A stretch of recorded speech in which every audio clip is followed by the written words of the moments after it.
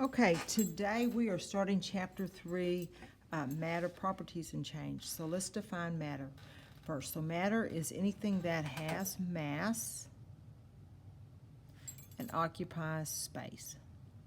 So matter makes up everything. You're made up of matter, the ink you're writing with is made up of matter, the air you're breathing is made up of matter. Matter is composed of building blocks called atoms. And all of matter can be put into three main groups or three states. We have solids, liquids, and gases. So solids have a definite shape, a definite volume, and they are incompressible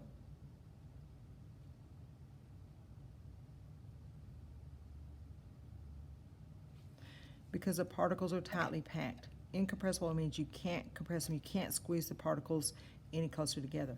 Like this ink pen is a solid, it has a definite shape and a definite volume. They will have strong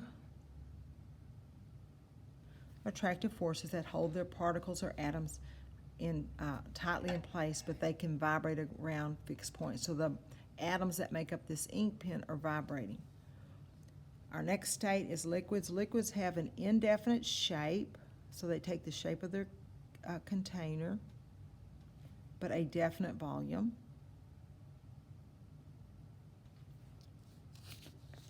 Their particles can flow, so that means they can move past each other because the attractive forces between the particles are not as strong as they are for solid. They are slightly compressible. Gases have an indefinite shape and an indefinite volume. They are very compressible because there's a lot of space between them so that you can squeeze them closer together.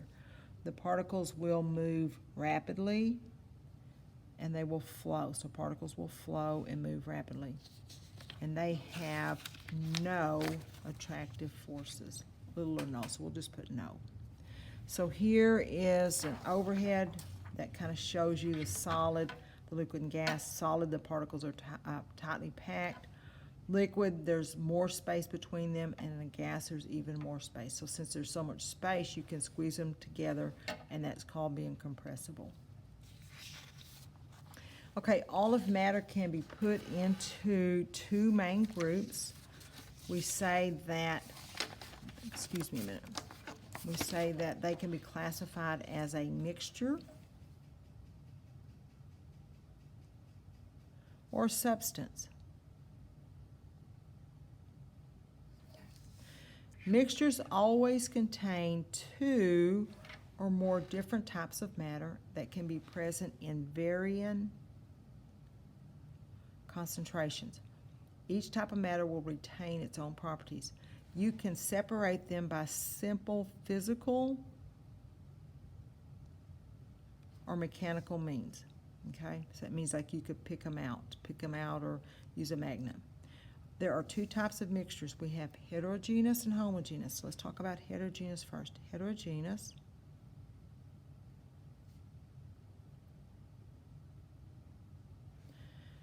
mixtures,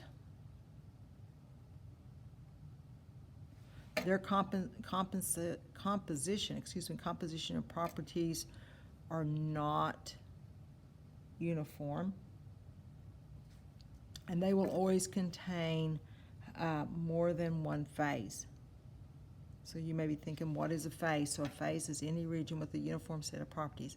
So if you think about, if you have a bowl of salt and pepper mixed, you can see the salt, that's one phase, and you can see the pepper, and that's another phase. So that would have two phases.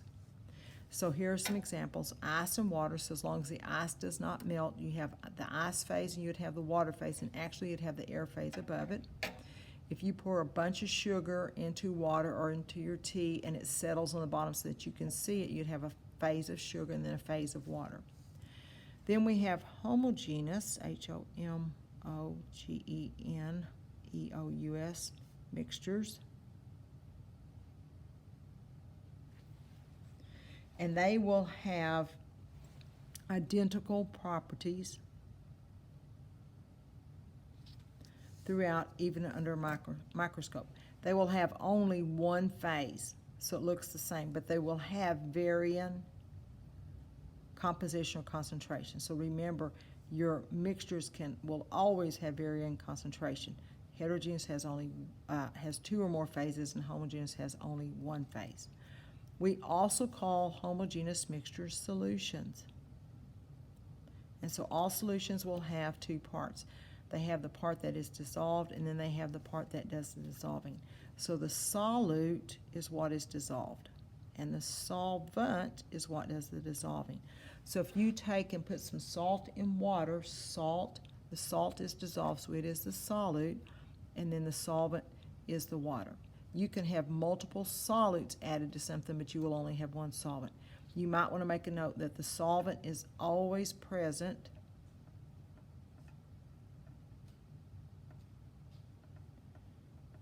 in the greater amount. So you'll always have more solvent than you will solute.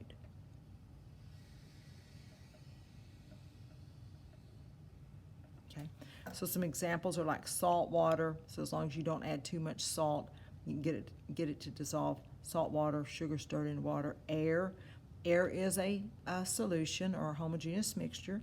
And so in air, you have oxygen, you have CO2, you have nitrogen. There is more nitrogen than there is oxygen or CO2, so nitrogen would be the solvent. The other type of substance, the other type of matter is a substance. So a substance is defined as a particular kind of matter that is homogeneous, meaning uniform throughout, but it has a definite fixed composition, and it always has the same composition and properties in every sample. So let's just say you're talking about silver, so it doesn't matter where you got your silver from, as long as it's pure silver, it's going to always have the same composition and properties.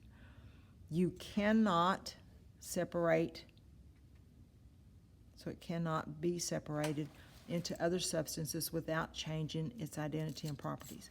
So here's an example. So table salt, NaCl, is this white grainy stuff that you put on your French fries. If you could break that down into sodium and chlorine, sodium is a white silver metal and chlorine is a yellow-green gas. So the sodium and the chlorine look nothing like the table salt or the NaCl. There are two types of substances. We have elements,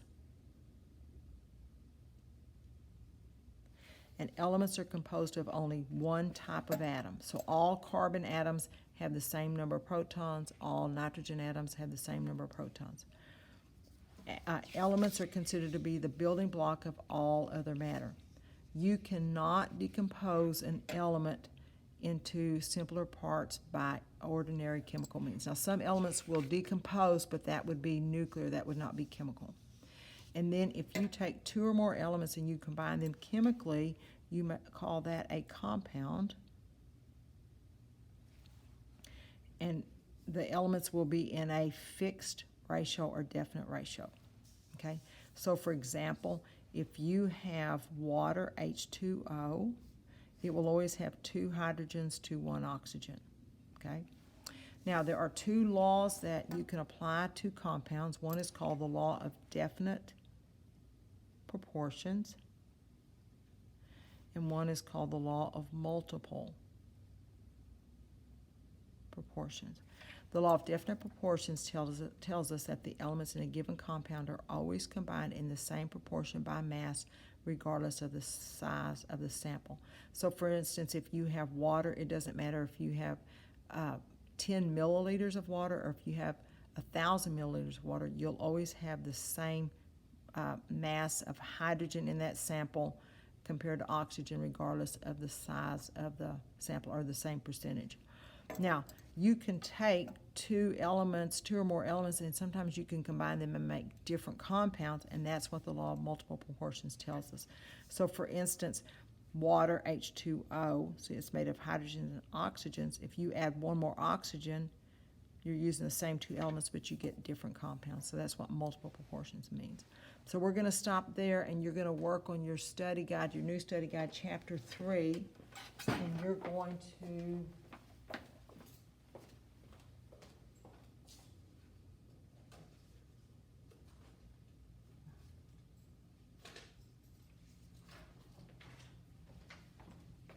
excuse me, I had to go get the study guide. You can do 1 through